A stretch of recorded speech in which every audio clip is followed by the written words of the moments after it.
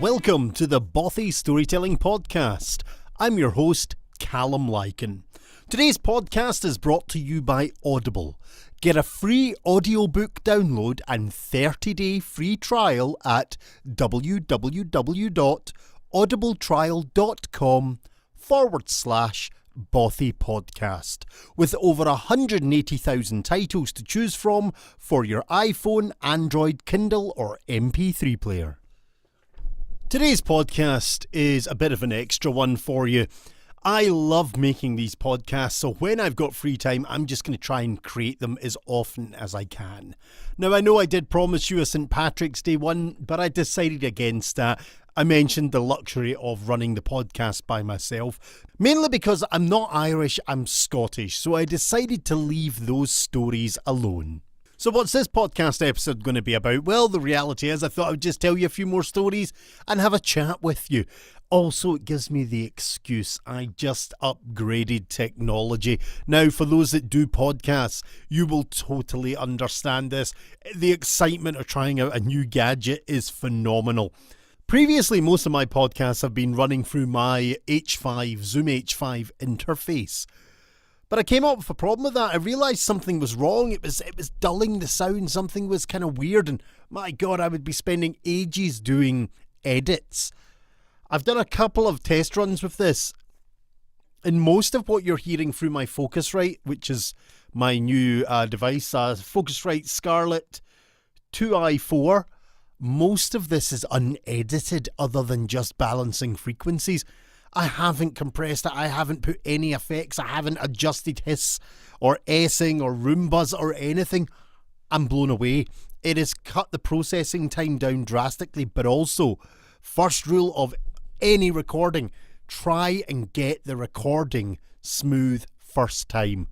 And that's now kind of what's happening, other than my blunders and usual, hiccups that I do. So this episode is a tester of equipment, but it's also just because I love doing it. This month has been kind of an interesting month in Calgary in March. I've been bimbling about. It's had a few ups and downs, but it's also been quite good fun because I've started to get back out. I mean, geez, I don't know how many listeners in Calgary or Canada we have at the moment. When is this winter going to end? I come from Scotland, a dreek, grey, damp country. But at least you know what to expect. One day it's like sunny 13 degrees. The next day it's like -4 and snowing. It's like, seriously, Canada, could you get a grip? Winter should have ended months ago in my books. But, it is getting a bit easier to travel. It's getting a bit easier to manoeuvre. So I started to get out a bit more yet. Big burly Scotsman, terrified of a bit of snow and ice. And this month, I've done a couple of events. I went along to the Calgary Story Slam. Don't know if you're familiar with the concept of the Story Slam. Very much like the Poetry Slam system. You get up, you perform 5 minutes. With stories, it's a personal, real-life story usually. 5 minutes. If you go over the 5 minutes, you start to get penalised on points. Once you've told your story, there's judges that vote on it. A very interesting, but again, alien concept to me. Not something that we really do over in Scotland. Storytelling is very traditional over there. A lot of the older storytellers are very against this idea of the competitive telling. I'll be brutally honest, from what I understand, a lot of the storytellers over there are against personal storytelling as well. But you know what? Times are changing and we need to evolve as tellers. Hence, I'm doing the radio show with SC Radio CC. Hence, I'm doing these podcasts, the Bothy Storytelling Podcast. We need to evolve to get the word out there. But the Story Slam is a great example of that evolution. A fun couple of hours of high energy, amusing, personal, heart-wrenching tales. It was held this time on 17th Avenue at the Pint. But as we discovered at the end of the night, disaster has struck. That venue is closing. So now the Calgary Story Slam is once again, I think this happened about 6 months ago, they lost their other venue, not because they're not bringing in the people. There was close to 100 odd people. That place was stowed out simply because the venue's closing down. So if anybody is looking for a wonderful sort of a night in their venue, in their pub, get in touch with the Calgary Story Slam and really kind of speak to them, because these guys can bring in the people and it's a great fun night. Really good if you're sitting listening. I don't generally get up because it's not my type of storytelling yet. I'm still developing. But it is such a delightful night. But there is one bugbear, I've got to say, folks, and it's one of those things. You know what? Calgary is still an up-and-coming arts city, but it's got a huge poetry scene, a huge comedy scene, and I love comedy. I try and get out to comedy whenever I can. I watch it whenever it's on TV, etc. I just love stand-up. It just makes me so happy. But one of the things I don't like is when, during the Calgary Story Slam, a polished, well-rehearsed comedian gets up just for more exposure, which is completely acceptable because the more exposure the better. But it's when they get up and they literally do a comedy routine, and it's not necessarily even a story. There's elements of story in there, but most of it is just one-liners and punchlines, etc. And it drives me insane because these guys have enough venues and enough evenings to do out there in Calgary. They don't need to come along just to try out a new routine on the storytelling community. And I have no problem with trying out new routines. I have no problem with comedians. I love comedians, as I say. I just kind of wish sometimes it would let the guys that are trying to do the storytelling do storytelling. Or if they're going to come to a story slam, really make it into a story. Just don't make it into a comedy routine. Have the laughs, have the giggles, have those beautiful moments, but make sure the flow of the story's there. Other than that, I love it. I mean, the comedian that got up the other night was absolutely hilarious and brilliant, but it was just the fact that there wasn't enough of a story flow in it for my liking. But you know what? Maybe I'm just jealous because I really love comedy and I would love to give it a go, but I'm not brave enough. And also, I'll be brutally honest, I'm not funny. I know I'm not funny. Yeah. We're not even going to go there. I am just not that guy, but I love it, I respect it, I adore it, and I just got so much admiration for anybody that gets up there and does comedy, because you're really putting yourself in the line with comedy.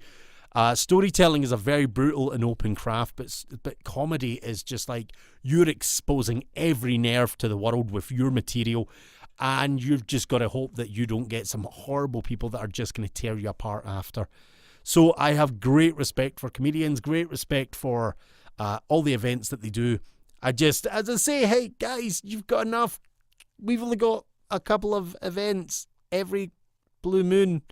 Could you just let the storytellers have those events a bit, or come and tell a proper story in the comedic format? Billy Connolly, all those guys, they've been doing it for years. That's all I'm going to say on that. However, get your asses down to the Story Slam, ladies and gents. I think the next one is in May. Great night, fun, really entertaining. This month's winner was Gord. He is one of the Calgary storytellers, but you know what? He deserved it. I don't take part because sometimes I think, well, I've done my training and I've been doing this for years. Is it really fair? But you know what? There's nothing wrong with a storyteller getting up who's been in the business for years and telling.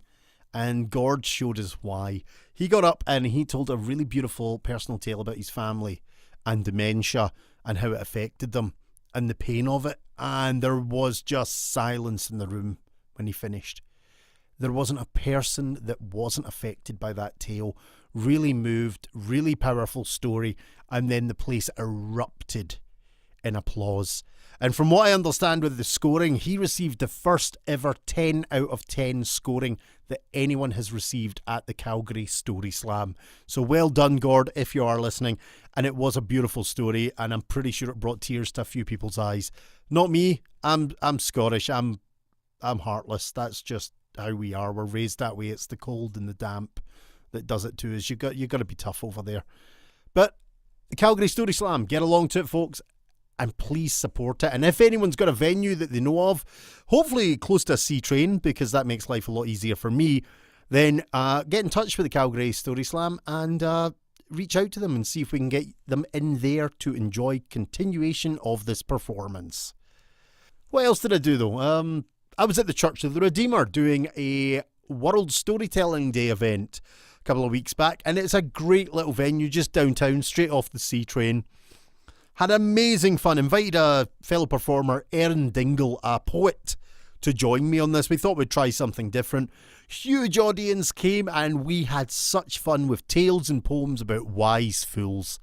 It was a lovely, lovely event, and it was also nice finally meeting Erin. You know, me and her have kind of mutual friends all over Calgary. We've always been saying, hey, let's go for a beer and chat and talk about projects, and never done it. So this was actually the first time I met her, and that was doing a live performance with her. And she was fantastic, and we had such good fun. So Erin, if you're listening, thank you very much for doing that. But the World Storytelling Day event was good, and it happens every year. This year was Wise Fools. There was events all over the world about it. And again, there's probably some broadcasts out there covering it. It's something I didn't actually do. You know what? Stupidly forgot to take my recorder, or I would have probably, played that show for you on one of the podcasts. Yep, I know. Stupid me. However, I'm thinking just because I forgot my recorder and didn't record the whole session doesn't mean I can't tell you guys the 2 stories that I told that day. So here is the first tale that I told at the World Storytelling Day event. Jack is one of the trickster tales, and there's many tales about Jack. Think about Jack and the Beanstalk. That's kind of the similar character, but with much more evolution. In Scotland, we have a huge wealth of traveller tales about Jack, starting from a young lad, going all the way up to an old man, with many exploits of being a farmer, catching death in a nut, taking on the devil, becoming a king. There's so many stories about Jack, and they're absolutely fantastic. However, the one that I really love isn't about a young, vigorous, heroic Jack. It's actually about Jack in his old age. It's about Jack when he's in his 80s. He's an old, frail man. He's lost his beautiful wife, the love of his life. And his daughter has decided it's time that her father comes and lives with them, with her husband and the 2 grandkids. Well, all I'll say is this is a perfect family scenario because Jack is an old man filled with stories, so could you think of anything more perfect than every night sitting by the fire being told stories about his adventures? So here we have a wonderful family, husband and wife, son and daughter, and grandfather Jack there, all under one roof. Now, Jack had many passions in his life, his departed wife being the main one, but a huge part of his life throughout all the stories was working the land, and that was something that Jack seemed to be always passionate about. So you can only imagine there's not much land round this little cottage, but there's a garden in the front and in the back, and every day that Jack can, he's out there weeding, mucking about in the dirt, planting and seeding and watering and just getting filth under his nails, and he's happy. Now, it was one warm day that Jack was out there when all of a sudden the peace and tranquility was disturbed. A thunderous noise was heard coming up the lane, and Jack just ignored it as you would, but as this huge heavy noise shot by the cottage, all of a sudden there was a thud on the road. The thundering noise didn't stop as it shot by, continued on and disappeared over the hill. And old Jack, well, he was too smart. He decided not to pay any attention to any of it until the thundering noise had disappeared. And once peace and quiet resumed, he slowly raised his head over the wall. And sure enough, sitting in the middle of the road was a huge big bag. Well, old Jack gets up and he waddles over to it and he looks at the bag and he tries to lift it, and my God, it's a ton weight. So he very quickly opens it, looks inside, and his jaw drops.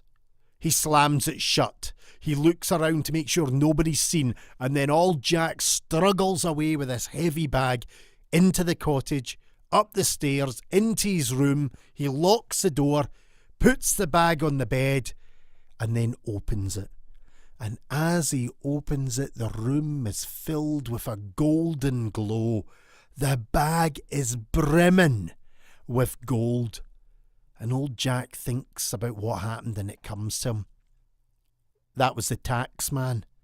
That was them in their carriage shooting back to the city with all the people's tax money. And old Jack starts to look at this bag and thinks, how can I keep this money? This would keep his family rich for many a year. Well, Jack thinks long and hard and it doesn't come to him. And then he does the only thing that any man can do when he needs to think long and hard. Closes the bag and pushes it under his bed. He lays down in his bed, resting his head on his pillow, places his hands on his belly, closes his eyes to think. And sure enough, before he knows it, he's having those deep, hearty breaths of thought that to the average onlooker might resemble snores. Well, the next morning, Jack wakes up bright and early and he has it. He knows exactly how he's going to keep this money. He skips down the stairs to where his grandchildren are sitting waiting on their breakfast. And there's his beautiful daughter stirring the porridge. Old Jack looks at the two bairns. Have you got an old satchel for your grandad? Well, the two kids think hard and then realise they do. The old man says, well, away, grab it for me. Now, the kids run up the stairs, and the daughter is stirring the porridge until she hears this, and she stops. She turns to look at her old father and says, Dad, why do you need a satchel? And matter-of-factly, Jack looks her in the eyes and says, well, how else am I going to go to school if I didn't have a satchel? The daughter looks at her frail old father and starts to think, oh no, all those adventures have taken its toll, but her first thought is to stop the bairns. Let's not encourage this. And she runs off upstairs. Well, old Jack is left in the kitchen and he's looking at himself and he's thinking, this is still not enough. This won't do. And then his eyes fall on the kitchen shears. He grabs them quickly and starts hacking away at his trousers until, as soon as his daughter comes down, she sees her old father standing proudly in what would be a very crude, very roughly cut out pair of school shorts.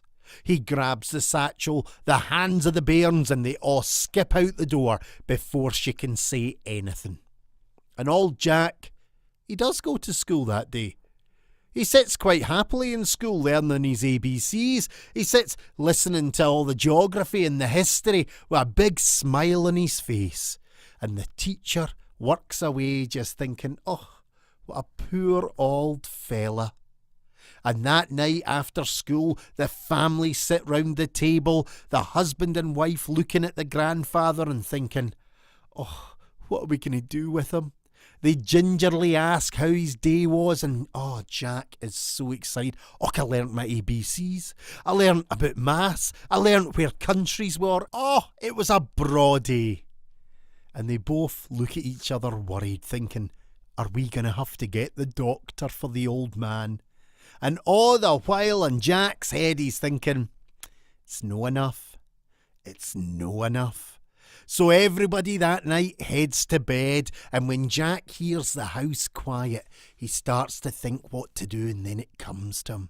He creeps down the stairs. He finds the biggest pot he can and fills it with oats, water and salt, and he cooks himself up the biggest vat of porridge you can imagine. Struggling to carry it out the back door, he finds a plank and 2 bricks. Sit in the pot on one end of the plank. He takes a few steps back and then runs and jumps on the other end. The pot launches into the heavens, and as it reaches optimal altitude, it starts to spin, and all the porridge starts to fall out, and it lands everywhere. On the cottage, on the walls, in the garden, on the vegetables, on the windows, splattering and sticking everywhere, dripping off the eaves and covering the garden in a sticky, thick sludge. And old Jack looks at it with a smile on his face, thinking, aye, that'll do.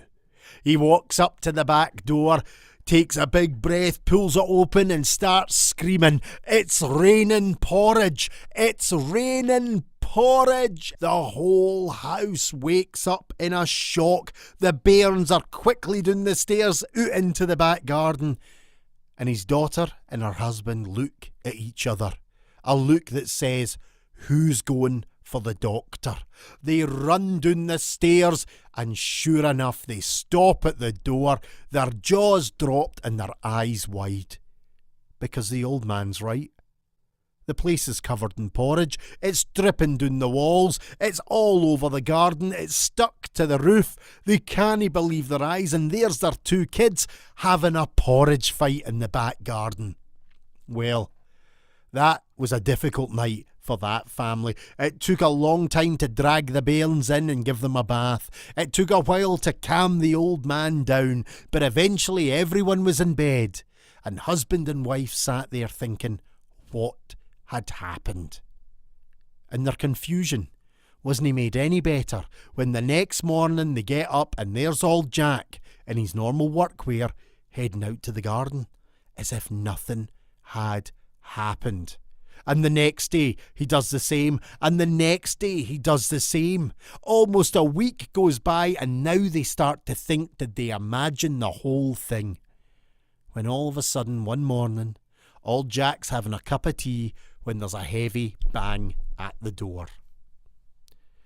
Jack opens the door and there's two men, huge burly men dressed head to toe in black, looking down at this wee frail old man. Old man, did you see a bag out on that road a week ago?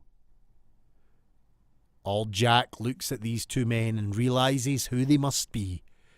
With a big smile on his face. "Oh, aye, I saw that bag." Now the two men, not expecting anyone to admit to seeing the tax money, are a bit taken aback. But they continue, "Old man, do you know where that bag is?" "Of course I do. It's upstairs under my bed." The two customs officers look surprised. They can't believe what they're hearing. Here is this sweet old man. He's admitted to taking the bag, but more importantly, he's hidden it in the intent to keep it. With sadness in their eyes, they think, this old fella, we're going to have to take him to the city where he'll be tried and hung for sure. And they start to grab old Jack and bustle him down the path when all of a sudden his daughter appears. Dad, what's going on? Who are these two men?" Old Jack looks at his daughter with a smile on her face. "Darling, dinna you worry. They've just come for the big bag of gold that's under my bed." The daughter looks at her dad with complete confusion and now thinking, "Oh no, I'll need to get the doctor." Dad, what bag of gold are you talking about?" "Darling, the bag of gold I found out on the street." "Dad, when did you find this bag of gold?" "Och, lassie, you must be going daft in your old age. Do you no remember it was the day before I went back to school?" The daughter looks at her father with a quizzical look and then says to him, "Dad, was that no the same night it rained porridge?" The two customs officers look at each other. They look at the old man. They look at the daughter. They look at each other again. And without saying a word, they release the old man, shake their heads, and slowly start to back up the path. They leave the property, jump on their horses with one sad look at this family, and then gallop off over the hill, never to be seen again. And I have it on good authority that Jack and his family have been living a very good and comfortable life on the good taxpayers' money of Scotland to this very day. And that was the Jack tale that I told at the World Storytelling Day event downtown in Calgary. Then Erin did a couple of pieces and we had an amazing time. And then, of course, we kind of upped the game a wee bit because sometimes when you get two performers together, we like to have that kind of bit of fun and just see how far we can push it. So there I am in the church with about 100 people sitting around us as we tell stories, and I kind of couldn't resist. I started to up the game and think, wise fools, wise fools. What makes the wisest fools of us all? And then it came to me, drink. So I decided I was going to tell a story that I used to tell and love called The Whiskey Lesson. The problem with this story is actually about a minister in a church and his congregation. So there I am now telling this story in a church and thinking I am going to be struck by lightning at any moment in time. But guys, I hope you enjoy this. This is The Whiskey Lesson that I told at the World Storytelling Day event. Scotland has its fair share of exports, but one of its favourites is, of course, whisky. And who doesn't like a wee dram of whisky? Well, it's been around for a fair while. And one of the things a lot of people didn't realise is originally whisky was something that anyone could make. Everyone was allowed to make their own whisky, so there were stills all over the country. And this lent to a great time and partying and what we call the Cayley. Life was good. But good times never last. And there was two institutions that stepped in for they hated the whisky. The first one, of course, was the government. They realised that there was money to be made, so they started to place taxes on whisky. They sent in the excise men to claim the taxes and shut down all the stills and take them for their own. Well, you think this would have caused a problem, but not in Scotland, because we just saw that as a great opportunity to have fun. We were setting up fake stills all over the place, forcing the excise men to run about like idiots while we still enjoyed the good stuff. So life continued to be pretty fine with the whisky. But I did mention there was a second institution, and that one, of course, was the church. The church hated the whisky. They saw it as corrupting the people. They saw it as an evil drink. In fact, they called it the devil's drink, as opposed to what everyone else called it, which was sunshine in a glass, or the waters of life. But the church hated it, despised it, seeing it as corrupting their parishioners. Well, there was one particular wee village that had a serious problem. It was just outside of Edinburgh, and it was in fact a local trade route for legal and illegal whisky. You can imagine the poor minister there was having a nightmare. Every Sunday his church would be filled with these pale, peely-wally, sweating creatures that looked like they were about to vomit on the floor. Too much whisky from the night before. The Cayleys, the song, the dance, the food and the drink were all having their effect. And every Sunday he would get up there in his pulpit, and he was an old school minister, all hellfire and brimstone. Well, every Sunday he went through the same sermon, preaching about the evils of the devil's drink. But nobody listened. Nobody cared, because they were having too much fun on it. Well, this minister realised eventually that words were not working. His whole congregation were getting too drunk and were succumbing to the evils of the devil's drink, and words were not doing it. So he had to come up with a plan. And he thought long and hard until one day it came to him. Words were not enough. He needed to show them what the drink was doing to them. So he came up with a plan. And the next Sunday he was ready. And in they came. It must have been a fair party the night before, because they were all green at the gills, looking like they were going to pass out, sweat coming out of their pores, or maybe it was something else that was oozing from their pores. The congregation looked broken, but he was ready. Once they'd taken their seats, he began once more, glowering down upon them. Hellfire and brimstone. I have told you for years about the evils of the devil's drink, but not one of you has ever listened. So now I'm going to show you what it does to you.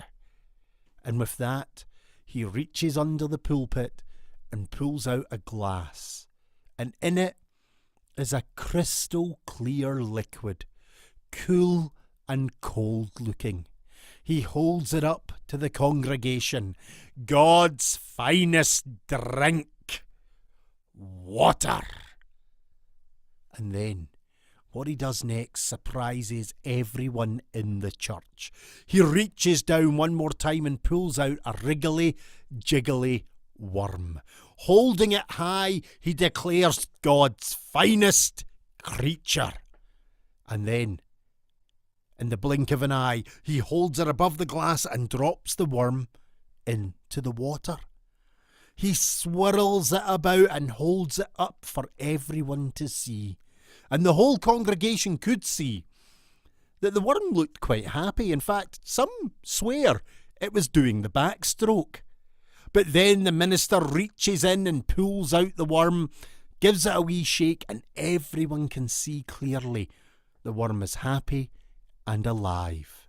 The minister looks at them all and then reaches under the pulpit one more time, raising up a second glass. All of a sudden, the whole church is intrigued because what they're now seeing is a beautiful amber liquid in this glass.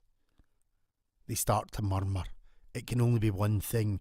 Has the minister finally succumbed? He holds it up and says, "Behold, the devil's drink."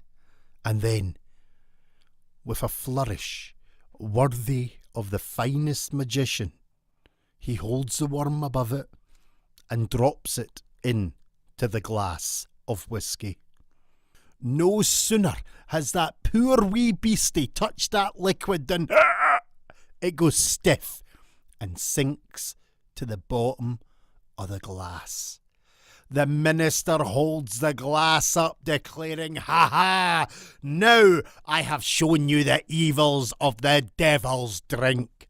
What do you all make of that?" And there was silence in the church. Well, I say silence, but there was a couple of wee murmurs here and there. You know, people just tutting and, oh dear, he shouldn't have done that. Oh no. And someone else was thinking, oh no. Oh, what an awful waste that was. Oh, terrible thing to do to the whiskey. The minister ignored these wee murmurs as he glowered down, waiting on the proper answer. And then, from the back of the church, a little voice spoke up. Sir, I think I've got it. I think I know exactly what you're trying to say. The minister leans forward in his pulpit. Finally, he's got through to them. I know exactly what you're trying to tell us, sir. You're trying to say that if we've got the worms, we drink whiskey. And that was the lesson, a tale about whiskey and the perils of whiskey that I told at the World Storytelling Day event, another event that happens every year in Calgary and, as I mentioned, all over the world. And here's me in this episode talking about all these events that I'm doing or have gone along to just to enjoy. And actually that is perfect for this month's podcast recommendation. There is actually a podcast that's in its infancy as well, but two very seasoned podcasters, Tony and John, and they have created the HAPS, HAPS, the HAPS podcast. Basically, it's about what's happening in Calgary. Every event that they can find and know of, they're going to try and put on there. It's a really regular podcast that they're putting out, trying to get as much of the events of Calgary. Now, John and Tony are great guys. I know them personally. I've Not going to lie, we've had a few beers together and chatted.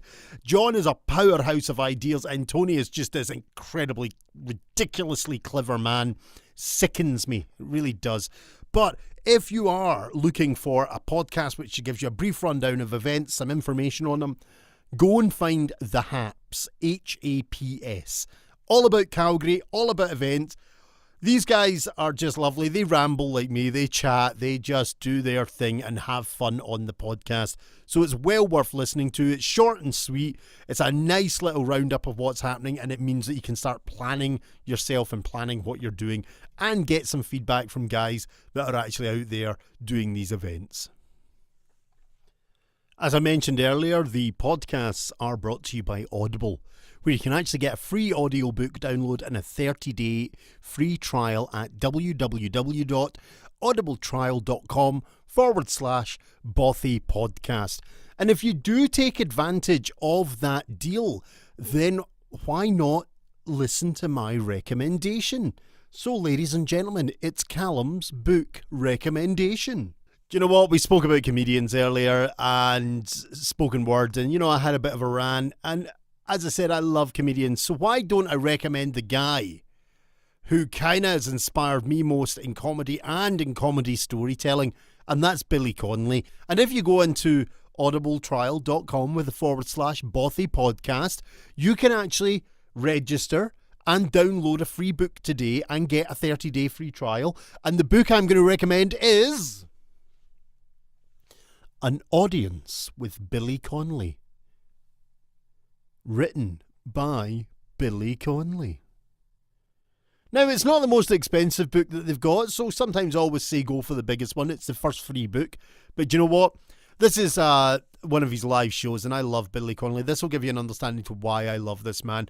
This guy, if you know nothing about Billy Connolly, start researching him now. Oh, legend. Absolute joy. He can effectively go on a rambling story monologue, weave his way through about 15 stories, and then eventually come back to the first one flawlessly. He is a wonderful performer. He is an amazing talent, and he is a comedy genius. And he's Scottish. What more do you need, folks? Another Scotsman in your ears. Billy Connolly's An Audience with Billy Connolly on audible.com. Put in the /Bothy podcast. You can register for a 30-day free trial and get that download for free. I highly recommend it. It will have you literally peeing your pants.